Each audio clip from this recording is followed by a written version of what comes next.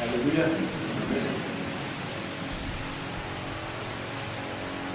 Nous sommes au deuxième message.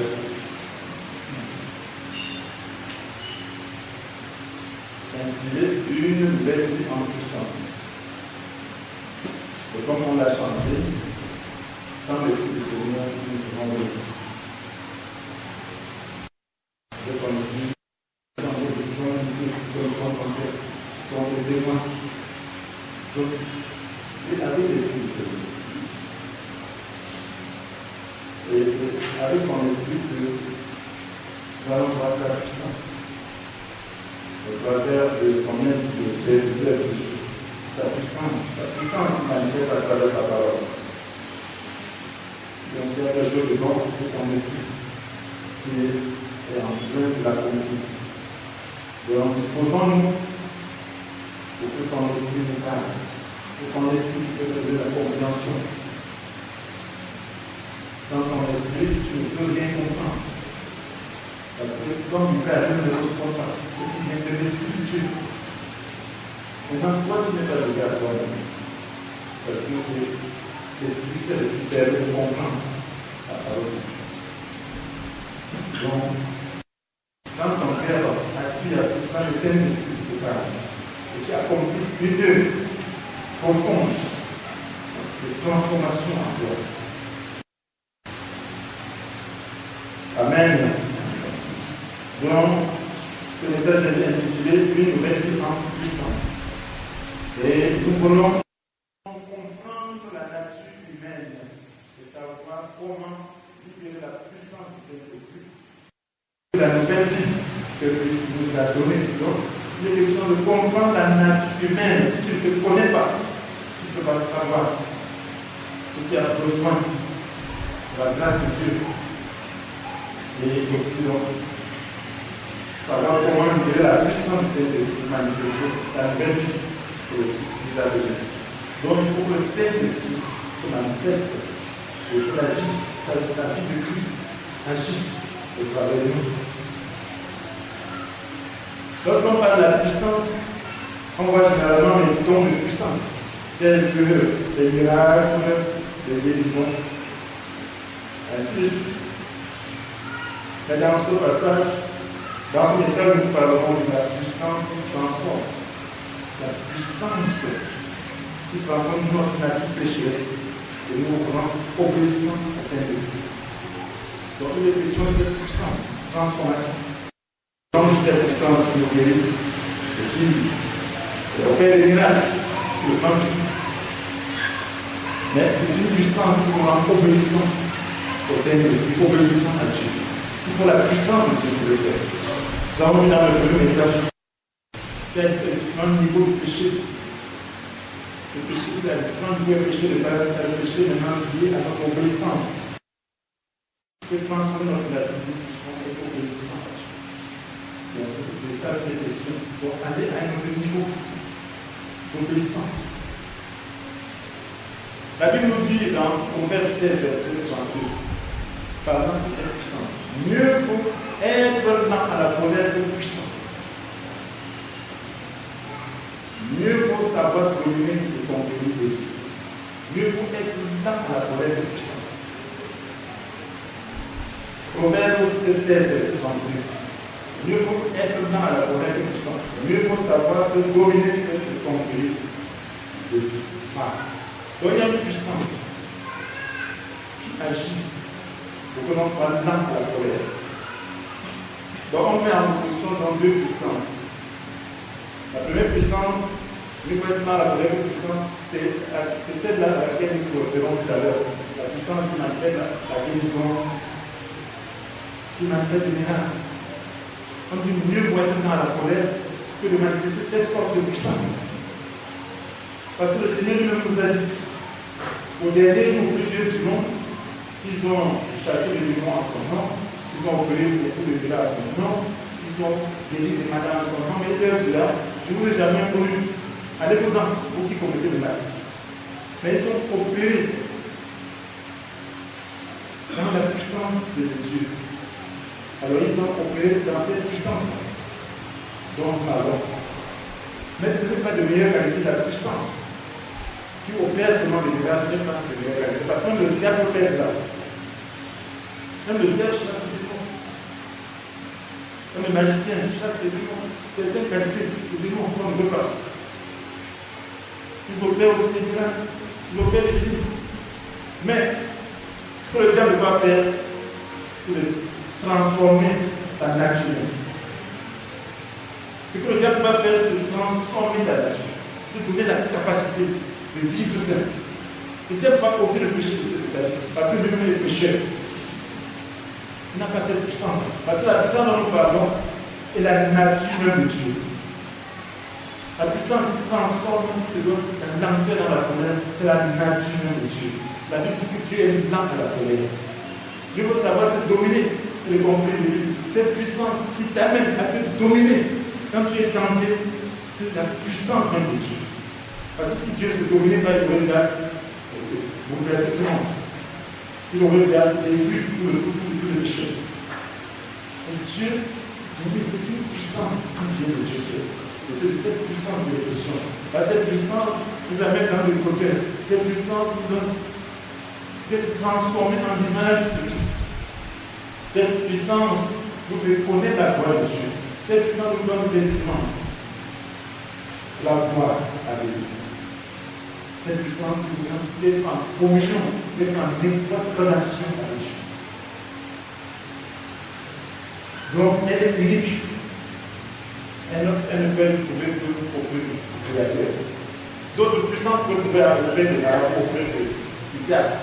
Mais la puissance transformative, vous ne trouverez jamais cela auprès du diable. C'est-à-dire que Dieu est la source de cette puissance. Donc il est ici question de la capacité à mourir à soi-même et à manifester la vie de Christ exprimée dans le Galates chapitre 5, verset 22. Donc la capacité à mourir à soi-même. À manifester la vie de Christ exprimée dans le Galates 5, verset 26, comme fruit de l'esprit. Donc c'est la vie de Christ. Donc les questions dans le Galates chapitre 5, verset 22. Donc on exprime la vie de Christ d'une autre manière. On parle du fruit de l'esprit. Le fruit de l'esprit, c'est effectivement la vie de Christ. Et c'est la puissance de cet esprit qui opère ça. On parle du fruit de l'esprit. Donc l'esprit habitant en nous produit ce fruit. Donc c'est l'esprit qui donne la capacité de manifester ces qualités-là qu'on appelle fruit de l'esprit. Donc c'est le Saint-Esprit habitant en nous qui peut donc manifester ces qualités. Être dans la colère, c'est manifester de la douceur, n'est-ce pas? Devant une situation qui fâche. Donc, quand tu es dans la colère, quand tu manifestes la douceur devant une situation qui fâche. Ce n'est pas dominer. Se dominer, c'est se maîtriser face à la provocation. Ouais, c'est dominer. Tu es provoqué, tu te domines. Il faut de la nature divine pour y parvenir. Dans ce message, nous allons voir comment y arriver. Nous n'avons que 20 minutes pour cela. Dans les trois types de conditions spirituelles, c'est important que nous comprenions cela. Lorsque vous ne comprenez pas qu'il y a différentes conditions spirituelles, vous vous retrouvez dans une catégorie sans savoir ce qui vous arrive. J'ai appris les questions de comprendre pleinement quelle est votre condition spirituelle. Et découvrir aussi la condition spirituelle des gens qui nous entourent pour savoir comment les aider et savoir comment se faire du progrès avec eux. Premièrement, il y a l'homme sans Christ, il est spirituellement mort. Quelqu'un qui n'a pas le Christ est spirituellement mort, comme nous dit Ephésiens 2, versets 1 à 2. La Bible dit que autrefois vous étiez morts à cause de vos péchés. Passez ça, conformer votre manière de vivre à celle qui sont suivre cet esprit qui a général dans la journée de la vie. Donc, autrefois, c'était mort. Autrefois, donc sans Christ, on est mort spirituellement. Ça, c'est la condition des hommes sans Christ. Et la Bible dit, concernant cette catégorie de personnes qui n'a pas de Christ, dans 1 Corinthiens 2, verset 14, mais l'homme livré à lui-même ne reçoit pas ce qui vient de l'Esprit de Dieu. À ses yeux, c'est pure folie. Et il est incapable de comprendre Car c'est l'Esprit de Dieu permet l'enjeu. Oui. Il est incapable.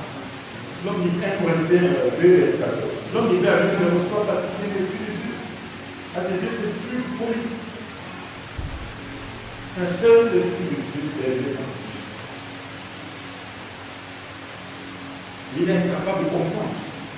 Donc tu ne peux pas comprendre ce qui vient de l'Esprit de Dieu. Donc celui qui n'a pas l'Esprit de Dieu ne comprend pas. Voilà pourquoi si quelqu'un dit la Bible sans prier, il n'a pas l'Esprit de Dieu, il ne prie pas, il ne comprendra rien. Parce que son intelligence reste stérile. Tu vas analyser comme il veut, il ne comprendra pas son message. Mais lorsque tu commences à te tourner vers Dieu, alors l'Esprit de Dieu commence à t'influencer dans la compréhension. Et si tu le reçois, donc, il demeure en toi. Et tu commences à donner la compréhension des choses de Dieu. La deuxième catégorie, c'est le chrétien charnel. Oui, il a le Christ en son esprit humain. Il ne permet pas de gouverner son âme et de le diriger. Le chrétien charnel a l'esprit en lui, mais il ne permet pas à l'esprit de Dieu de gouverner son âme et de le diriger. Plusieurs chrétiens sont assez nouveaux. Mais nous sommes charnels à différents degrés. Donc il y a différents degrés de chair. Donc l'Esprit de Dieu, lorsque tu crois, habite ton esprit.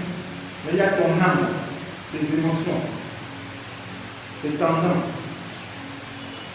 tes désirs, ta volonté, ton intellect, qui doivent être soumis à l'Esprit de Dieu. Parce que tu ne les soumets pas, comme moi, alors toutes ces parties-là continueront à agir d'elles-mêmes. Mais il est question donc, comme on disait tout à l'heure ce matin, il est question donc de maîtriser ces désirs, de savoir qu'est-ce qui agit en nous et de soumettre donc ces désirs à l'action de l'Esprit.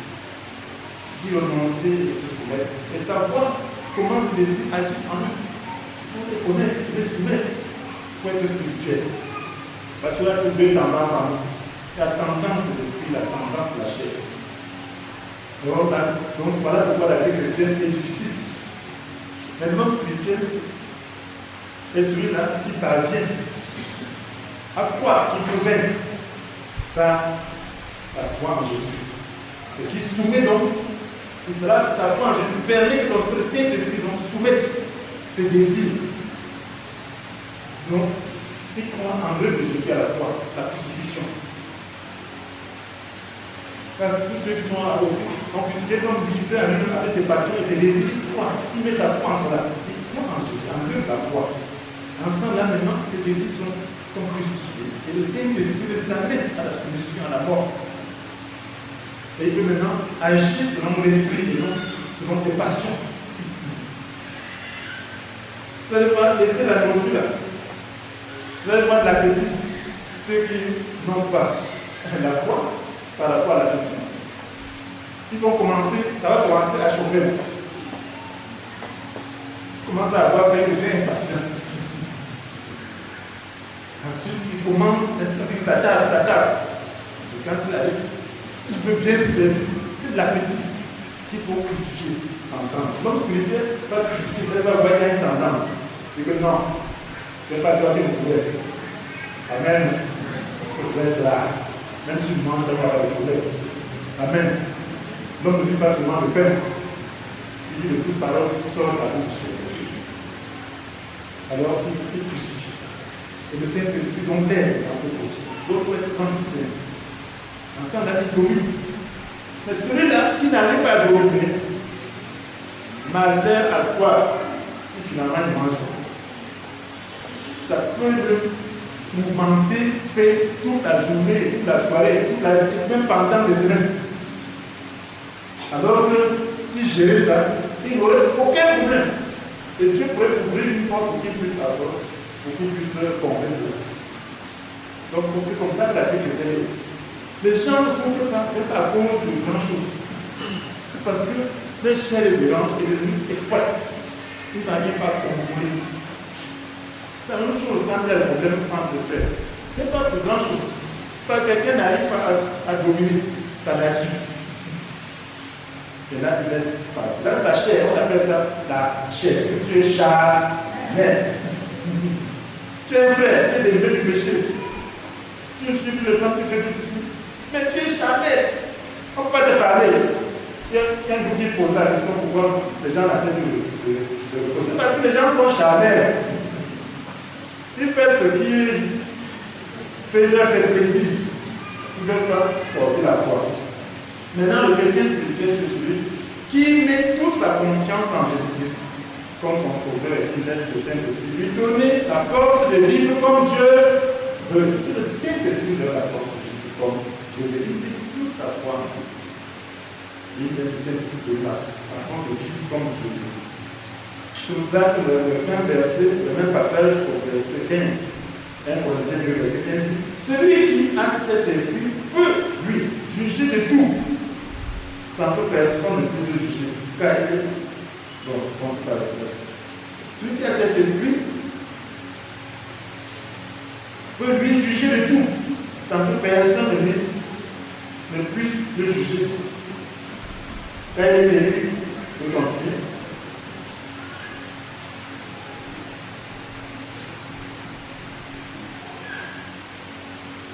Car il est écrit, qui donc connaît la pensée du Seigneur et qui pourrait l'instruire.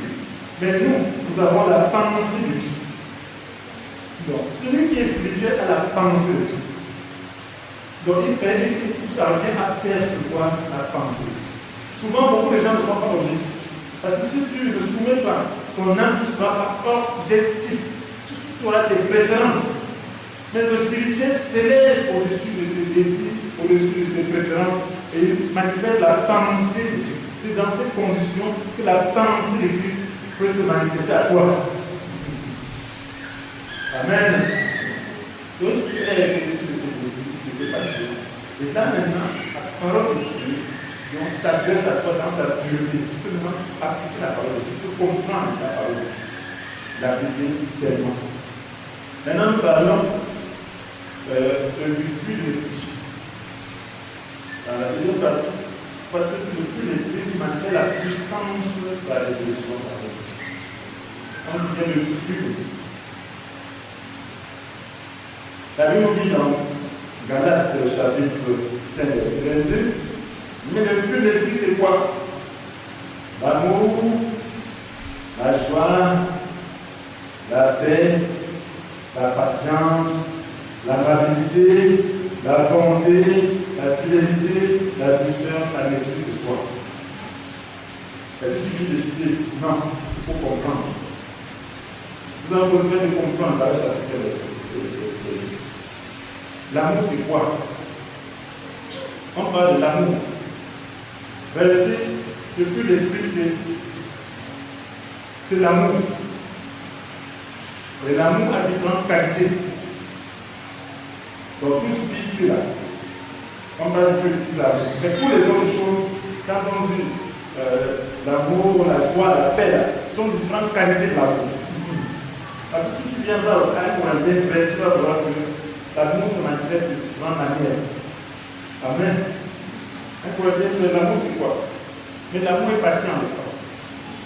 Amen. Il est plein de bonté, n'est-ce pas? Il ne sent pas d'orgueil. Il ne peut pas valable. Il ne peut rien comprendre. Mais c'est injuste. Donc, on va les différentes qualités de l'amour. Et donc, ici, on parle donc de l'esprit de l'esprit comment?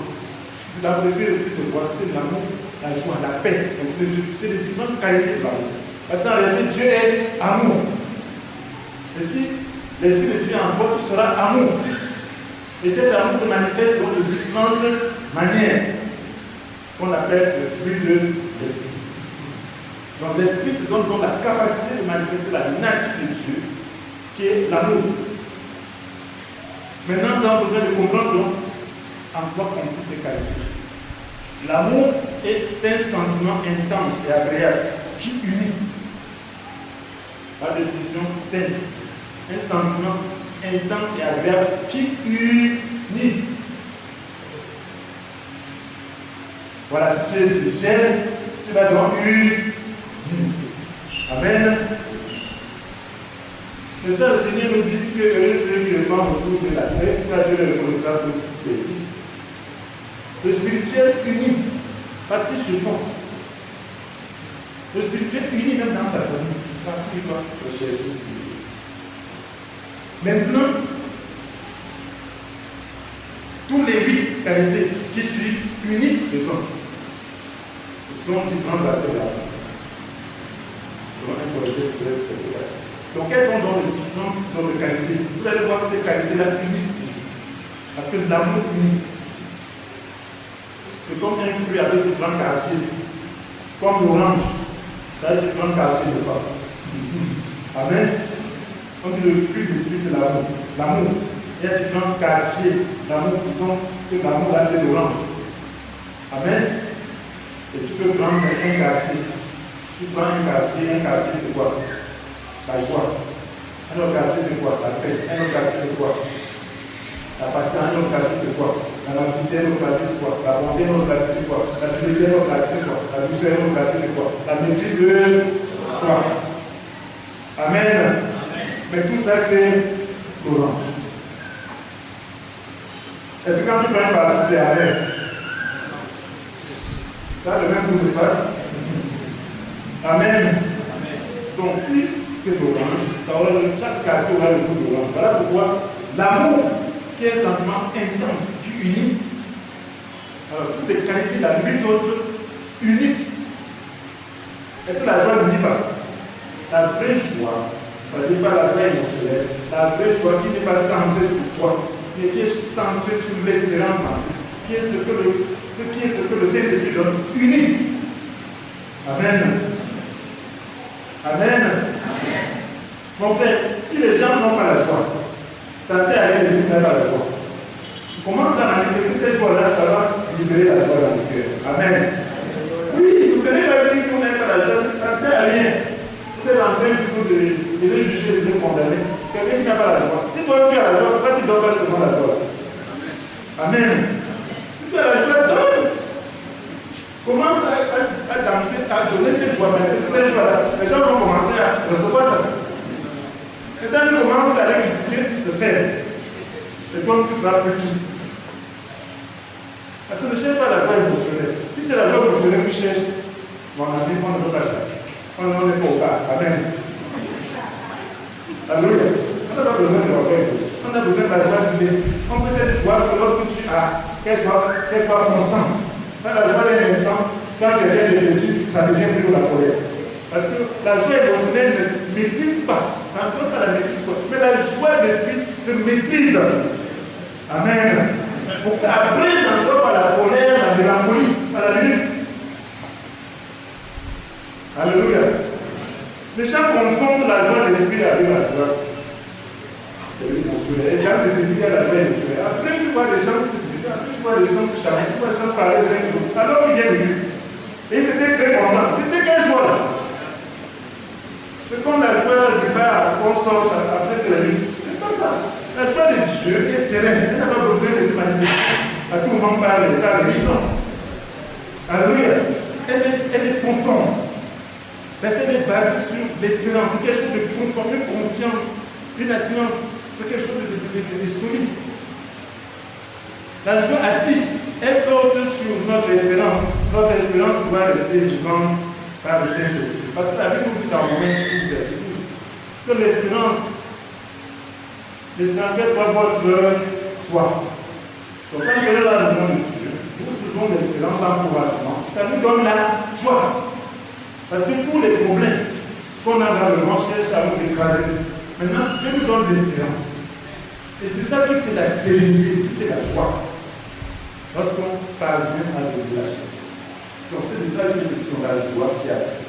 Et la Bible nous dit dans 1 Thessaloniciens 5, verset 7, que soyez toujours dans la joie. Est-ce que c'est possible d'être toujours dans la joie? Oui. Est-ce que c'est possible de toujours rire? Non. Amen. Oui.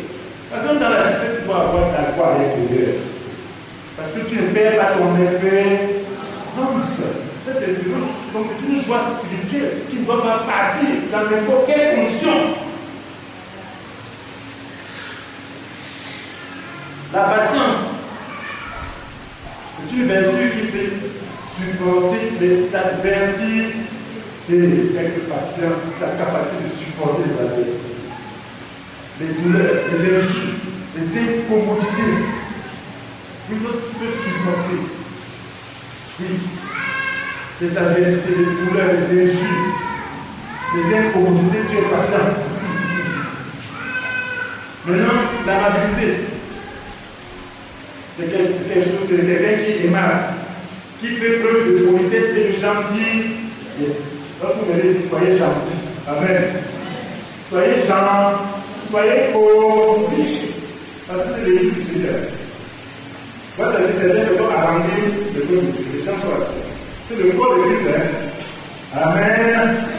Donc tu dois respecter Christ. Amen.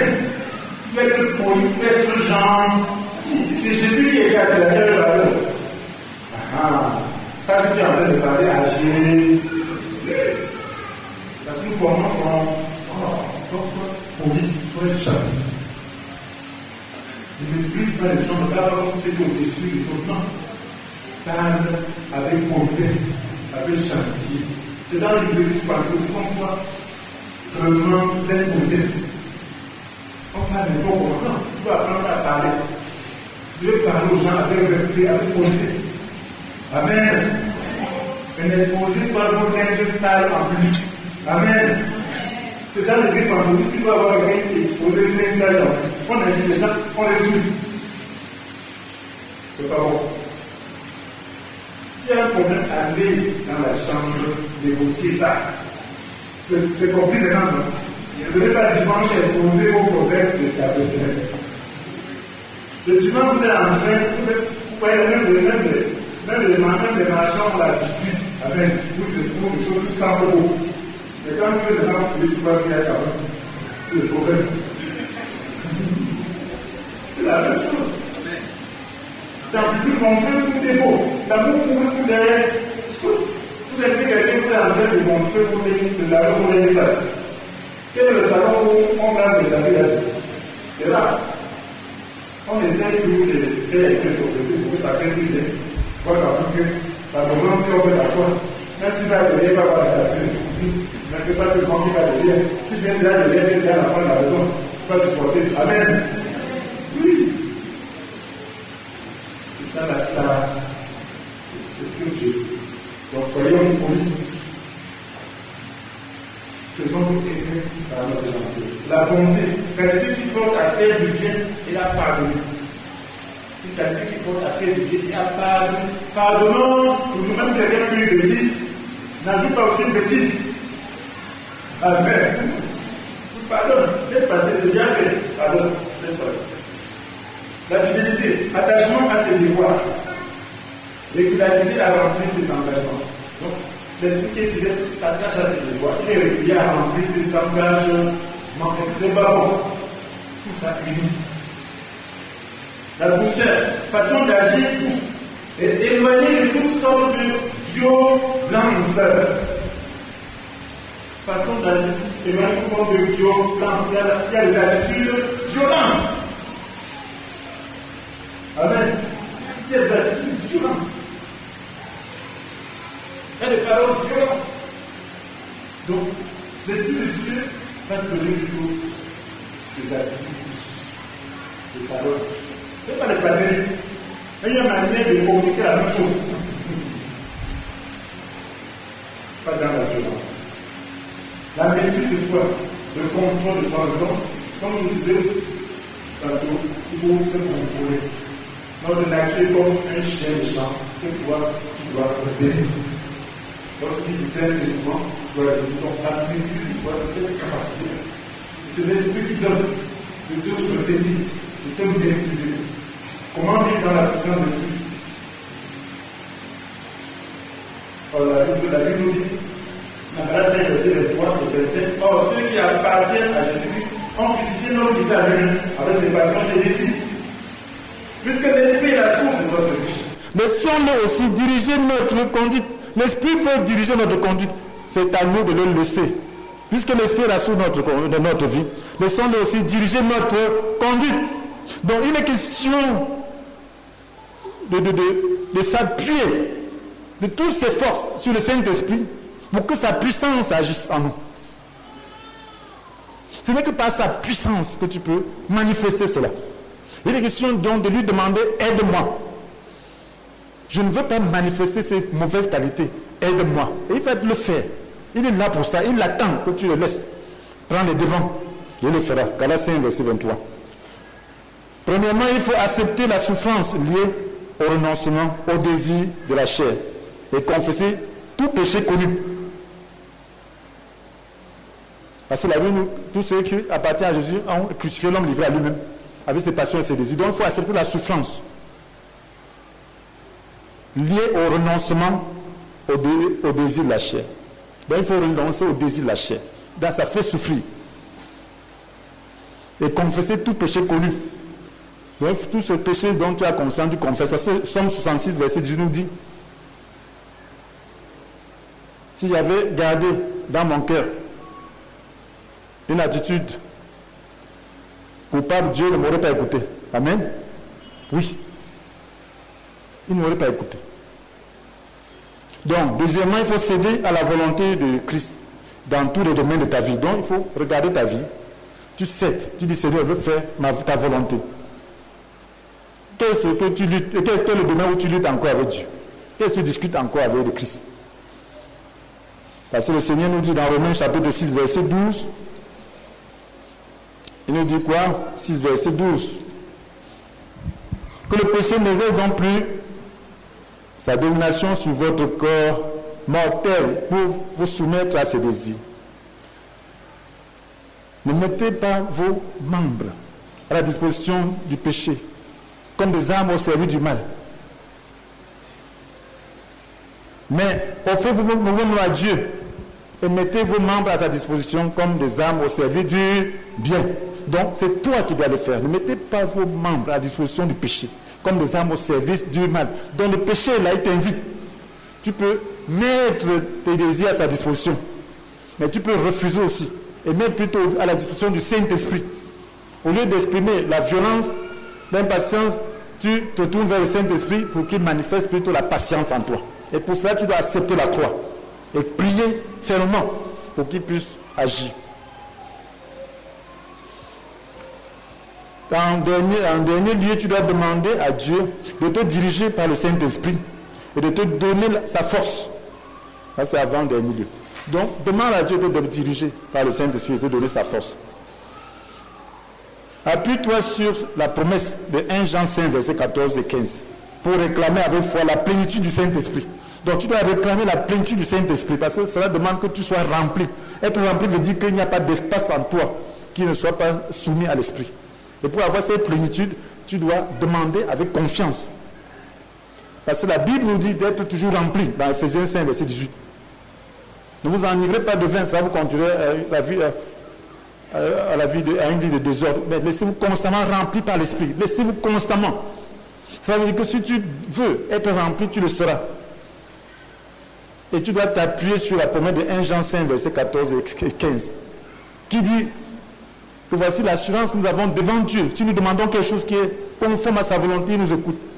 Et si nous savons qu'il nous écoute, nous savons aussi que l'objet de notre demande est à qui? Ça veut dire que comme le Saint-Esprit, la plénitude du Saint-Esprit est la volonté de Dieu, alors tu peux demander et recevoir avec foi. Parce que c'est conforme à la volonté de Dieu. Donc quand tu reçois, quand tu demandes, reçois immédiatement et manifeste cela. Amen. Parce qu'il n'y a rien de plus conforme à la volonté de Dieu que cela. Christ est venu pour nous donner sa vie. Et cela est conforme à la volonté de Dieu que tu sois rempli du Saint-Esprit.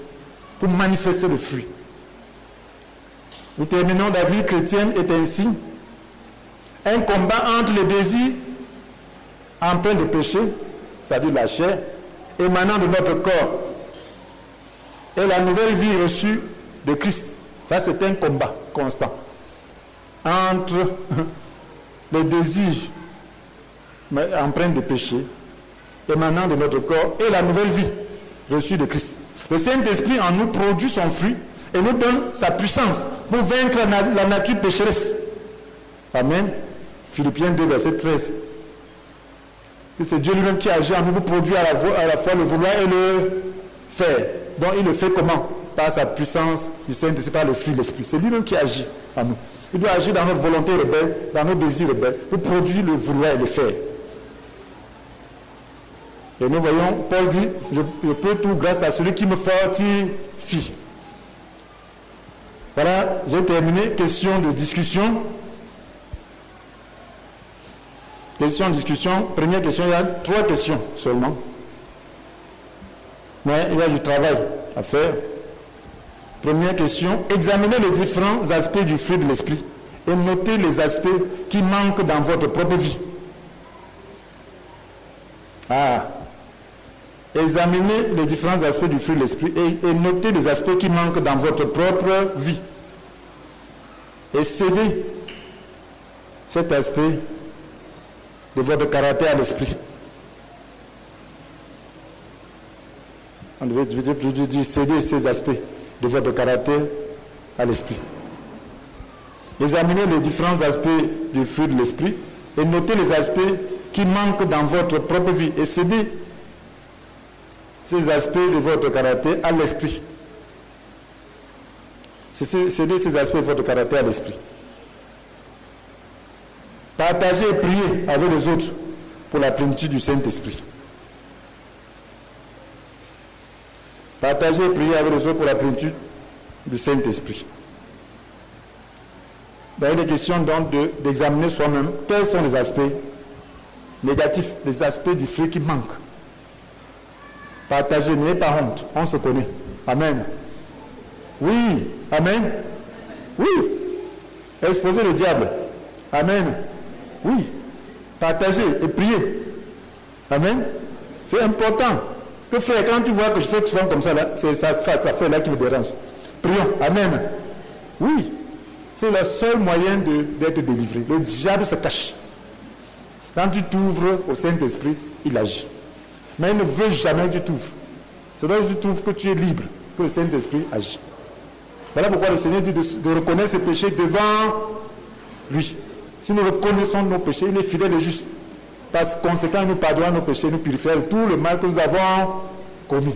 Confessez vos péchés les uns aux autres et priez les uns pour les autres afin que vous soyez guéris, n'est-ce pas? Amen. Amen. Pourquoi il y a trop de maladies dans l'église maintenant? Parce que les gens se cachent. Amen. Ils ne souffrent pas. Ouvrez-vous, priez les uns pour les autres. Et compassion, c'est une nature qui nous dépasse tous. On a besoin de secours. Ce n'est que la foi en Christ qui nous permet d'avancer. Donc on a besoin de partager, de prier. Un homme spirituel se plaint-il? Deuxième question. Un homme spirituel se plaint-il?